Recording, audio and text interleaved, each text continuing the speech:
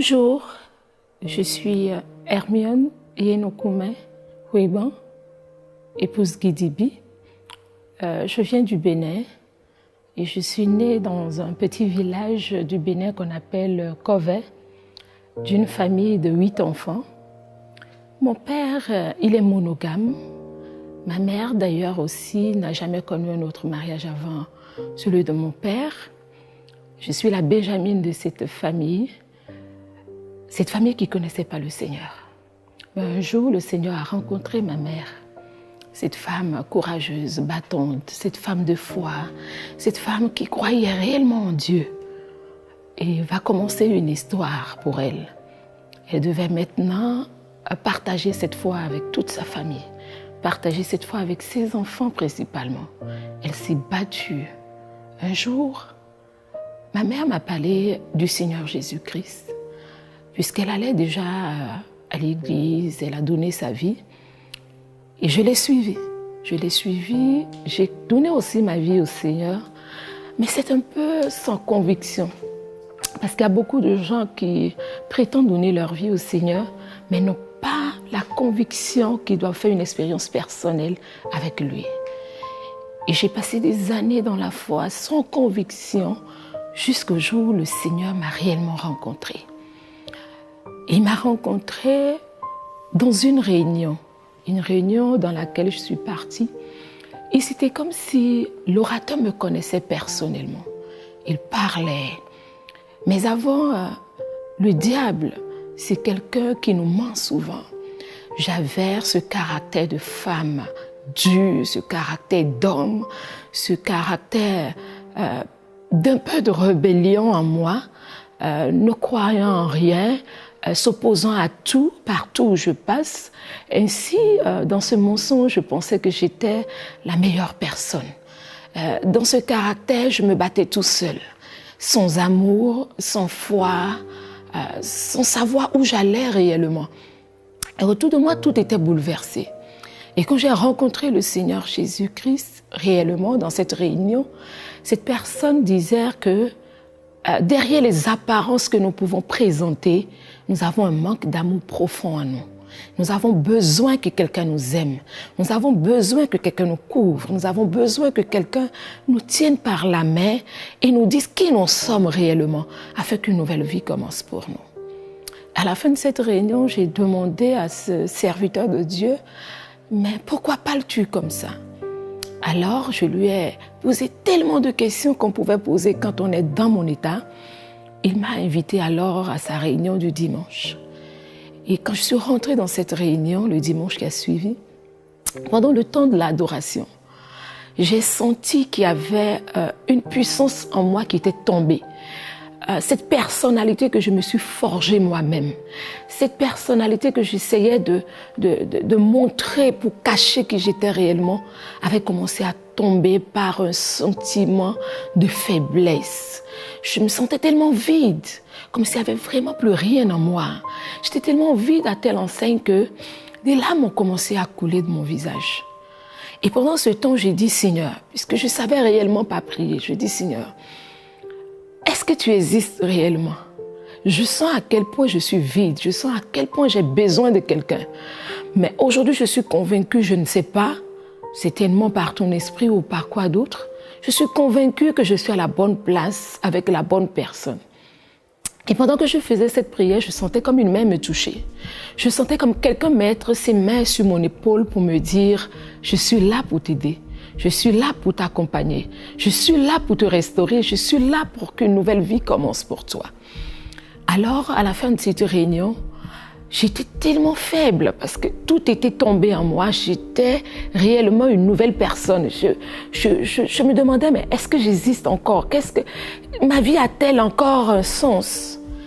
Je me posais tellement de questions que quand je suis rentrée chez moi, le Seigneur a commencé à me parler. Il a commencé à me parler et j'ai dit, Seigneur, quand est-ce que ma vie va changer? Et première chose, il m'a dit, si simplement tu peux t'abandonner entre mes mains, si simplement tu discutes pas le volant avec moi, si simplement tu peux m'obéir, chaque fois je te dirai ce qu'il faut faire. Chaque fois, je te dirai dans quelle direction tu dois y aller. Et comme beaucoup de personnes, on pense que lorsqu'on a Jésus, c'est fini, on ne peut plus avoir de défis, de challenges et d'épreuves. J'étais passée dans une étape d'épreuve où le Seigneur allait vraiment voir si j'étais décidée à le suivre, si j'étais décidée réellement à lui donner la première place et toute la place dans ma vie. Alors, je dis, Seigneur, fais comme tu veux. Je voudrais quand même témoigner parce que je vois beaucoup de gens témoigner à l'époque. Et je ne crois pas en leur témoignage. Je me dis, c'est des choses déjà calculées à l'avance, qui ne sont pas toujours vraies. C'est pour nous séduire, c'est pour nous amener à les suivre, à nous endoctriner. Mais ce n'est pas toujours vrai. Et j'ai dit, Seigneur, maintenant je veux faire mon témoignage personnel avec toi. Je veux pouvoir dire au monde entier ce que tu as fait pour moi.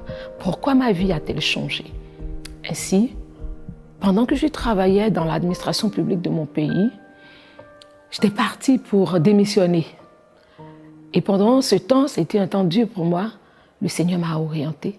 Il a réorienté ma vie. Et je suis partie de cette entreprise. Je me suis retrouvée toute seule. Mais le Seigneur dit, mais là où le monde vous abandonne, moi je suis là. Là où le monde vous juge, moi je compatis. Là où le monde vous abandonne, moi je vous prends parce que vous êtes mes créatures. Créatures si merveilleuses que j'ai créées avec soin. Et je connais les projets qu'il a sur moi. Et lorsque le Seigneur a permis que je parte de cette entreprise, je l'ai rencontrée toute seule dans ma chambre. Pendant que je priais, c'était une prière sincère, pas des récitations, mais une prière qui venait tout droit de mon cœur. J'étais devant le Seigneur à visage découvert, en lui disant qui j'étais réellement, qui je suis réellement. Et il me dit, de ton histoire, je vais sortir une pour épater le monde entier. Et cette femme dure que j'étais, cette femme colérique que j'étais, cette femme rebelle que j'étais, la puissance du Saint-Esprit est entrée en moi. Et j'ai commencé à faire une expérience personnelle avec lui. Le Seigneur a commencé par briser ces choses en moi. Et je suis devenue aujourd'hui une femme extraordinaire. Et j'ai compris ma position de femme depuis la création. Je sais qui je suis. Je sais que Dieu m'a créée pour être une femme, une fleur de lys, pour être une douceur dans ma famille. Et pendant ce temps, comme beaucoup de femmes, aucun homme ne voudra avoir une femme aussi rebelle, une femme qui cherche à prendre l'autorité, une femme qui est contre toute décision de son mari, sans soumission. Alors ce mariage dans lequel j'étais est tombé. Et quand ce mariage est tombé, je me suis retrouvée seule dans la séparation. J'ai longtemps pleuré. Et j'ai demandé au Seigneur, mais pourquoi? Parce qu'aujourd'hui, je veux partir avec toi. Je veux un nouveau départ avec toi. Le divorce est dur, le divorce, c'est pas facile, surtout quand nous avons des enfants. Alors le Seigneur m'a dit, tu as vécu toutes ces choses, ce divorce, cette séparation, cette rébellion dans ta vie, pour pouvoir te lever un jour et parler à ceux qui sont dans les mêmes problèmes, à ceux qui vivent les mêmes situations. Ça a été dur. Le Seigneur me dit, maintenant tu dois te battre pour les femmes qui vivent cette situation, pour les femmes que le diable utilise en leur montrant qu'elles sont si vraies, elles sont si grandes, elles sont celles qu'elles devaient être en étant des femmes rebelles, en étant des femmes qui cherchent à prendre le contrôle dans leur foyer. Alors, j'ai compris que le Seigneur m'envoie faire ce combat. Je voudrais te dire ce soir, ce matin, à quel moment tu me suis, que tu ne dois pas être une femme rebelle. Tu ne dois pas accepter cette nature que le diable te donne. Cette nature de chercher à contrôler tout, de prendre le dessus sur tout. Parce que tu te retrouveras toujours seule, comme je me suis retrouvée un jour. Les murs vont tomber. Et quand les murs vont tomber, sans le Seigneur Jésus, tu seras toujours esclave de ce monde. Esclave de tout ce qui se passe autour de toi. Mais il faudra bien que tu t'abandonnes. À un moment donné, j'ai compris que lorsque nous sommes remplis d'amertume, remplis de choc, remplis de frustration, nous devons pouvoir dire, Seigneur, me voici. Quel que soit le temps que cela va prendre, prends-nous par la main et fais-nous marcher sur ton chemin. Fais-nous marcher sur ton chemin. Et le Seigneur m'a pris vraiment par la main. Aujourd'hui, je suis une femme heureuse dans le Seigneur. Je suis une femme qui va partout dans le monde entier enseigner ce qui est la vérité. ce qu'est le bonheur d'une femme, ce qu'est le bonheur d'un foyer, ce qu'est vraiment marcher sur les principes de Dieu. Et je suis une femme si merveilleuse, remplie de joie. Et je réalise combien de fois il est merveilleux de marcher sur la volonté de Dieu. Combien de fois il est merveilleux lorsqu'on se retrouve à notre position initiale dans le Seigneur Jésus. Le référentiel que la Bible nous dit, comment marcher, comment faire les choses pour être une femme heureuse. Et après cette expérience, je peux te dire que je vis le bonheur extrême dans mon foyer. Le bonheur où jamais je ne me suis sentie aimée. Parce que premièrement, le Seigneur Jésus m'a aimée. Il m'a aimée sincèrement. Et moi aussi, je l'aime de tout mon être, de tout mon cœur. Et je vois cet amour du Seigneur se manifester dans cet époux merveilleux qu'il m'a donné. Oui, avant, je pouvais dire, je suis divorcée. C'est fini pour moi. Ma vie n'aura plus jamais de sens. Mais le sens que le Seigneur Jésus a donné à ma vie est un sens merveilleux. Je ne pouvais jamais imaginer que je pourrais me retrouver encore à ce niveau-là encore. Je ne pouvais jamais imaginer que le Seigneur m'aime si tant et qu'il pourrait me donner encore une seconde chance. Oui, il donne toujours une seconde chance à ceux qui s'abandonnent à lui, à ceux qui croient réellement à lui. Mais il faudrait qu'on se débarrasse de tout préjugé, qu'on se débarrasse de toutes les apparences que nous avons, qu'on se débarrasse même des idées que nous faisons. Nous faisons ou des idées que nous donnons au Seigneur Jésus-Christ. Nous pensons qu'il est un homme comme nous, qu'il agit comme nous. Mais non, il est le bon Dieu, le miséricordieux. Alors le Seigneur m'a donné une nouvelle chance. Cette nouvelle chance dans mon foyer, avec des enfants merveilleux.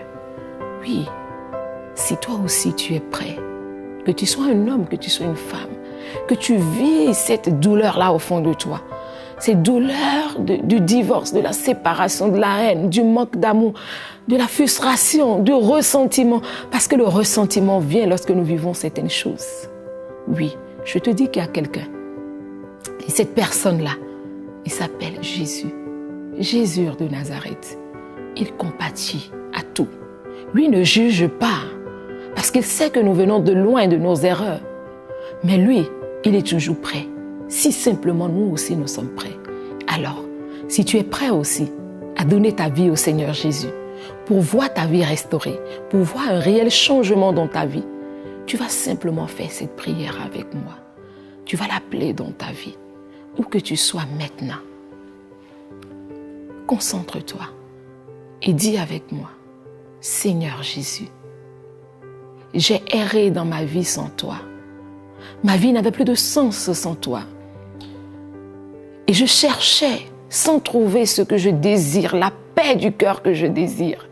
Mais je ne l'ai pas eue.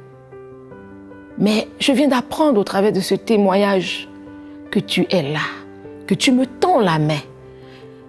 Si simplement, Seigneur, tu me donnes la force encore de mettre mes mains entre tes mains, je sais que tu vas me relever. Seigneur, viens et règne en moi. Règne en moi dès maintenant. Je sais que tu as payé le prix pour moi à la croix du Calvaire. Tu t'es sacrifié pour moi. Tu as donné ta vie. Tu as sacrifié la chair pour que l'esprit reprenne le dessus. Maintenant que cet esprit soit investi en moi. Revêt-moi de ton Esprit Saint, Seigneur. Et je crois que tu peux tout changer en moi. Commence une nouvelle histoire dans ma vie maintenant. Commence de nouvelles choses dans ma vie maintenant. Et conduis-moi, Seigneur, à l'obéissance à ta parole. Merci, Seigneur, parce que je suis convaincue que tu l'as fait. Merci parce que tu m'as accepté dans ton royaume. Merci parce que mon statut a changé. Merci parce que j'ai reçu une nouvelle identité en Jésus-Christ de Nazareth. Et ma vie ancienne est passée. À partir de maintenant, toutes choses sont devenues nouvelles. Merci, Seigneur. Amen.